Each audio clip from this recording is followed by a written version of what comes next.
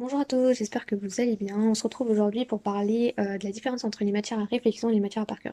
Alors pourquoi? Parce qu'en fait c'est pas du tout la même chose, on les travaille pas de la même manière. Et moi ça j'aurais bien voulu le savoir avant parce que j'ai fait quelques erreurs. Donc je vais vous les partager, essayer de vous expliquer comment ne pas les faire. Donc déjà en fait comment on va les travailler et tout en les collant en fait avec votre méthode de travail parce que encore une fois j'insiste dessus, il faut que ça soit propre à votre méthode de travail. Donc voilà, j'impose rien du tout mais juste que ça vous corresponde et corresponde à comment vous voulez donc appliquer mes conseils. Donc juste pour faire un rappel, là au semestre 1 donc on a 7 UE. Et au semestre 2, on a 4 UE plus une spécialité. Donc ça, c'était un tableau que j'avais mis dans la première vidéo. Là, je vous l'ai juste remis. Donc, on va passer à la présentation des différentes matières, donc par rapport à si elles sont des matières à réflexion ou des matières à par cœur. Donc la chimie, la biochimie et la physique vont être les matières à réflexion du semestre 1. Puis après, vous aurez les maths, statistiques et biophysique au semestre 2. Pour les matières à par cœur, vous avez l'histologie, embryologie, la SHS, qui est aussi l'épreuve rédactionnelle, la SHS. Puis vous avez la santé publique, donc ces trois-là vont être les matières à par cœur du S1, donc du semestre 1. Et enfin, l'initiation à la connaissance du médicament et l'anatomie vont être les matières à par cœur du semestre 2. Et il y a une petite exception que j'ai mis au milieu, c'est les matières à réflexion, mais qui sont aussi à par cœur en fait. C'est le mélange des deux. Et en fait, ça va être la biologie cellulaire, qui sera donc au semestre 1, et la spécialité que vous aurez à choisir au semestre 2 aussi, entre médecine, pharmacie, dentaire, sage-femme, kinésithérapeute, sachant que vous pouvez en prendre une ou plusieurs. Vous pouvez même aller donc aller passer l'épreuve à même toutes les spécialités, même si vous les avez pas apprises. Mais il faut au moins en apprendre une, hein, ça c'est très important. Donc, pourquoi c'est des matières en fait à réflexion et à par cœur? C'est parce qu'en fait vous allez avoir des questions qui vont plus ressembler à du cours et d'autres qui vont être plus il faut réfléchir et s'aider du cours en fait. Donc c'est vraiment deux choses différentes. D'ailleurs la biochimie, je l'ai pas dit mais ça va aussi ressembler un peu aux matières à réflexion et à par cœur en fait parce qu'il y a du cours et de la réflexion. On a vraiment les deux. Donc, on va pas s'attarder trop sur les présentations, on va tout de suite aller donc sur le concret. C'est comment on va répondre au QCM en fait, tout simplement. Donc là, j'ai regroupé les matières à réflexion de physique, maths, statistiques et biophysique. Parce qu'elles vont un peu se ressembler par rapport au QCM. En fait, c'est des QCM avec des calculs, donc il faudra apprendre les formules, ça c'est essentiel, et savoir les appliquer. Parce que il y en a beaucoup en fait qui apprennent les formules, mais qui savent pas trop les appliquer ni à quel moment. En fait, c'est assez perturbant aussi au début parce que on lit la question, on connaît notre cours, mais on sait pas en fait comment y répondre parce que bah c'est en fait l'item, enfin comment dire, l'énoncé de la question, elle vous oriente pas direct aussi sur la formule qu'il faut utiliser. C'est très subtil et il faut vraiment trouver le petit indice. Mais ça, vous inquiétez pas, c'est avec l'entraînement euh, qu'on y arrive en fait. C'est vraiment avec l'entraînement. Donc, ah oui, et aussi sur ces questions-là, il faut faire attention aux unités de mesure. Il y a beaucoup de pièges aussi sur ces petites choses-là. Donc pour y arriver, en fait, faut pas apprendre les démonstrations utiles du cours. Par exemple, vous avez, je sais pas moi, 30 pages de cours qui vous expliquent plein de choses, mais en fait qui vont pas forcément vous être utiles pour les QCM. Après, je dis pas qu'il faut pas le lire. Moi, je pense qu'il faut le lire pour peut-être comprendre, mais pas genre l'apprendre, etc. ou prendre ou s'attarder trop dessus en fait. Encore une fois, si ça peut vous aider pour vous aider à retrouver une formule, enfin, mais c'est un peu, vous savez, les démonstrations c'est un peu long et tout, même si vous arrivez à retrouver la formule. Donc moi, ce que je vous conseille, c'est de l'apprendre directement. En plus, ça vous fait gagner du temps, surtout que dans les épreuves comme ça, qui durent une heure et demie, vous avez vraiment pas le temps. Donc, si vous avez la formule directe tout de suite, c'est beaucoup plus simple.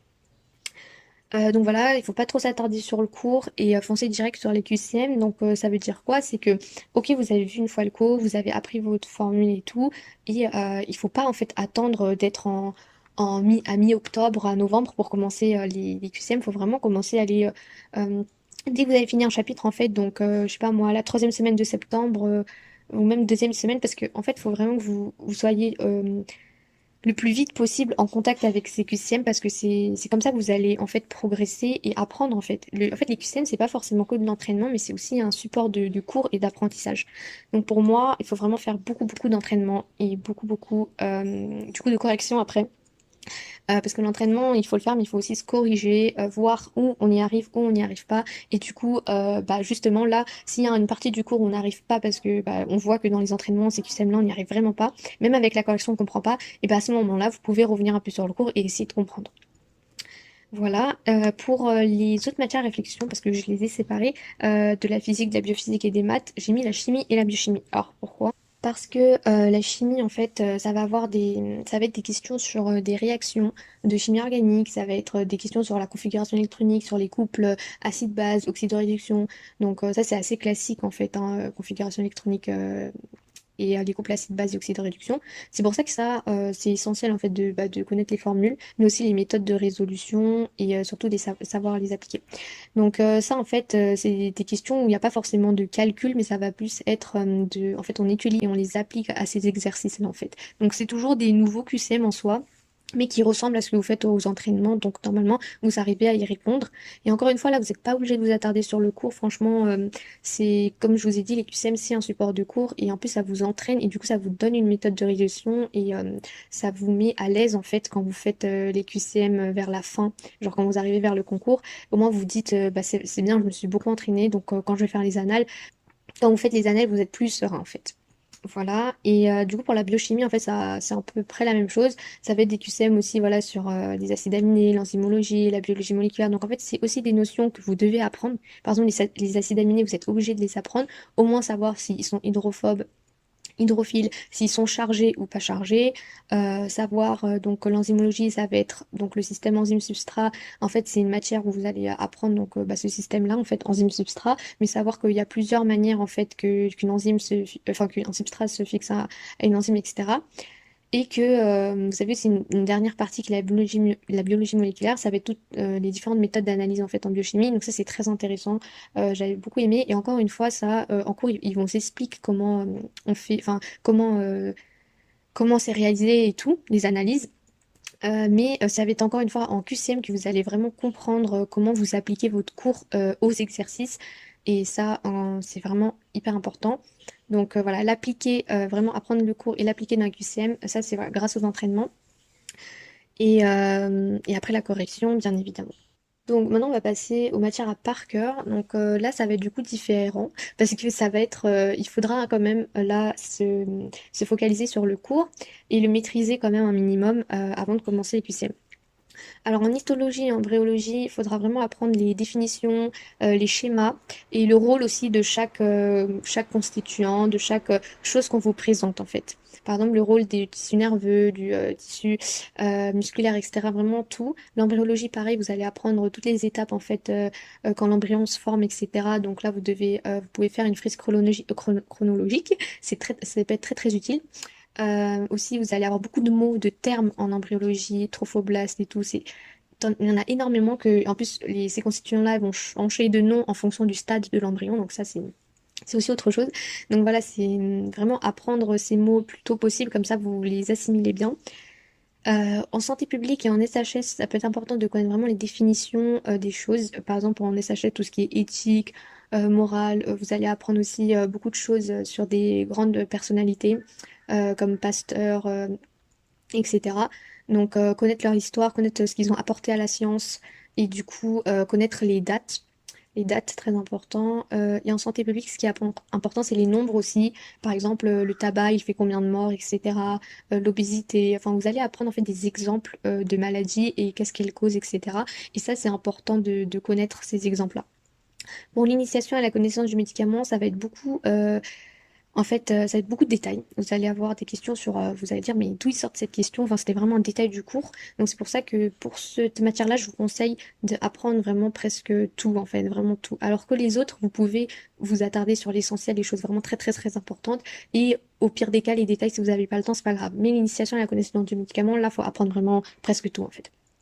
L'anatomie, ça va être beaucoup de schémas. Vous allez avoir beaucoup de schémas. Donc là, ça va être beaucoup votre mémoire visuelle qui va jouer. Donc essayez de refaire les schémas ou mettre par exemple des schémas avec bah, sans légende et de remettre les légendes tout seul, etc.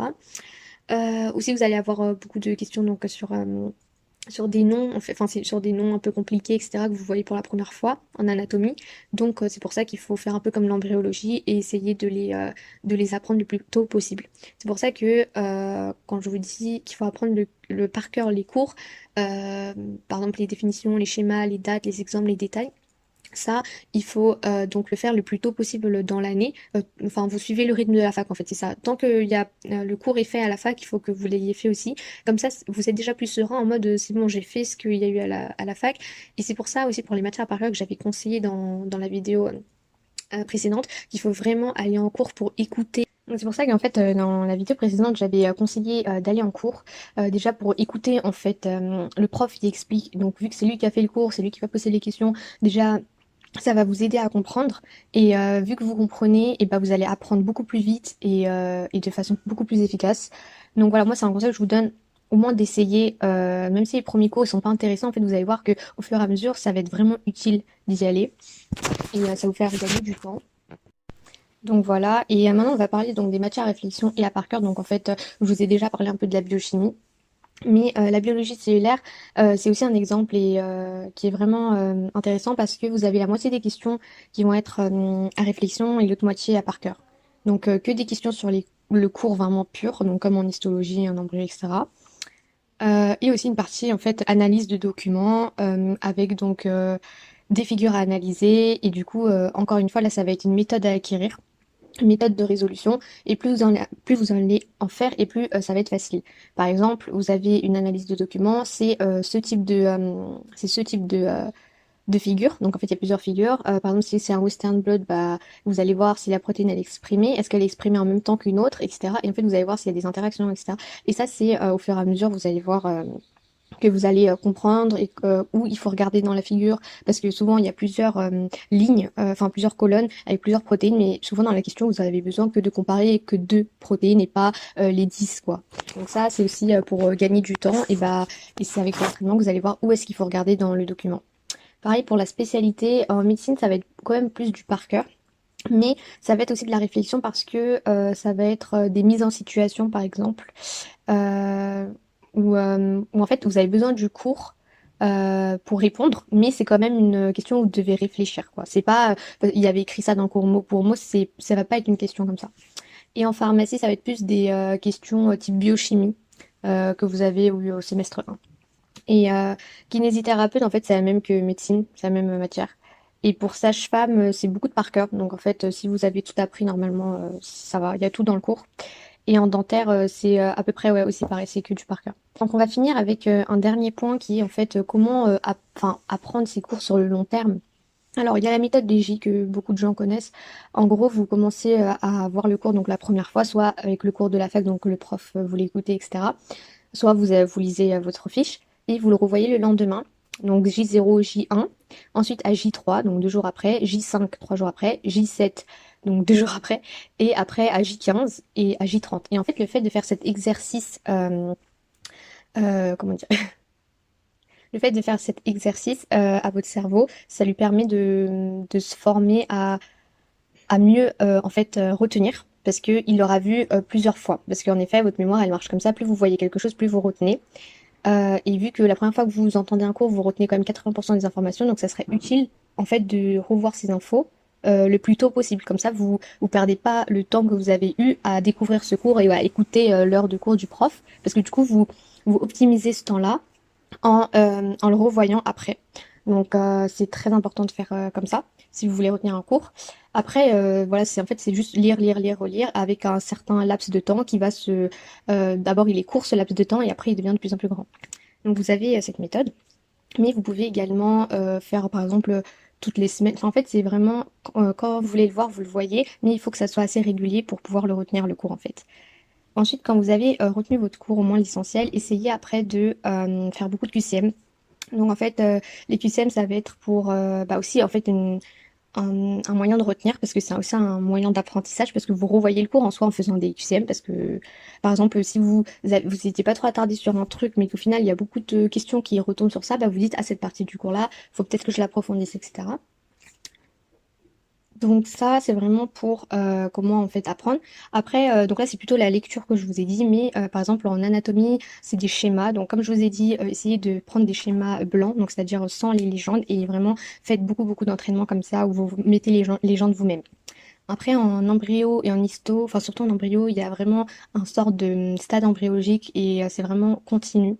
Le cours, il est vraiment fait sur ces stades chronologiques, donc essayez de faire une frise chronologique avec tous les changements en fait et tous les mots. Vraiment, les mots, ils sont très complexes au début à retenir et souvent on les confond parce que à J7 par exemple, c'est pas la même chose qu'à J15 parce qu'il a évolué de stade en stade.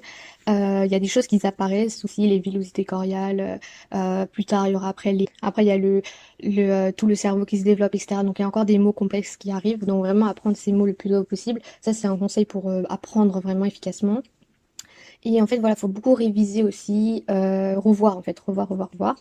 Donc, je vous ai parlé des lectures et des relectures, des schémas, des frises chronologiques. Vous pouvez aussi faire des fiches que avec des définitions. Vraiment, les mots très importants et les définitions importantes. Donc, ça va être plus pour la SHS, c'est très important. Et dernier truc, vous pouvez faire des sortes de cartes mentales où en fait vous essayez vraiment de vous dans votre tête, soit vous êtes visuel, donc vous faites une carte mentale avec le gros point, puis les petits points qui se dispersent, etc. Ou vous pouvez faire beaucoup de post-it et les mettre sur votre mur et vous repérer comme ça. Ou faire aussi votre carnet d'erreurs en faisant, en mettant les erreurs que vous faites souvent et vous le relisez. Et vous avez plein en fait, plein de manières d'apprendre du coup et de réapprendre et de réviser. Et ça c'est très très utile du coup de faire toutes ces petites astuces. Et vous pouvez un peu mélanger tout, hein. Vous n'êtes pas obligé de faire que des cartes mentales. Vous pouvez faire aussi des fiches avec, comme j'ai dit, définition ou que avec les dates. Vous pouvez aussi utiliser surligneur pour les codes couleurs. Vous pouvez vous faire euh, vous pouvez faire donc des post-it agrafés sur le mur. Vous pouvez vous faire des cahiers où vous mettez vraiment que les trucs importants, où vous réécrivez les cours, ou juste avant de lire votre cours, bah, vous vous dites, ah, je me souviens de ça. Et s'il y a des trucs que vous vous souvenez pas, bah, vous réapprenez vraiment bien. Un conseil aussi, si vous voulez, avant de revoir un cours, essayez de faire 5 QCM sur ce cours-là, comme ça vous voyez aussi où vous en êtes, qu'est-ce que vous avez appris, qu'est-ce que vous avez du mal à apprendre. Et les choses que vous avez du mal à apprendre, ne forcez pas trop, faites petit à petit. Genre, ça sert à rien de passer 2 heures dessus si vous n'y arrivez pas, vous êtes peut-être fatigué à ce moment-là, donc passez à autre chose, mais il n'y a aucun souci. Donc vous inquiétez pas, même si votre méthode de travail, vous n'arrivez pas trop à la trouver tout de suite, bah ça c'est normal en fait, ça prend du temps. Pour vous dire, moi, le semestre 1, j'avais presque pas réussi encore à trouver ma méthode de travail. C'est vraiment au S2 que j'avais à peu près réussi. Donc je pense que j'ai fait le tour. Voilà, j'espère que encore une fois cette vidéo vous sera utile. N'hésitez pas à me poser des questions aussi, je répondrai avec plaisir.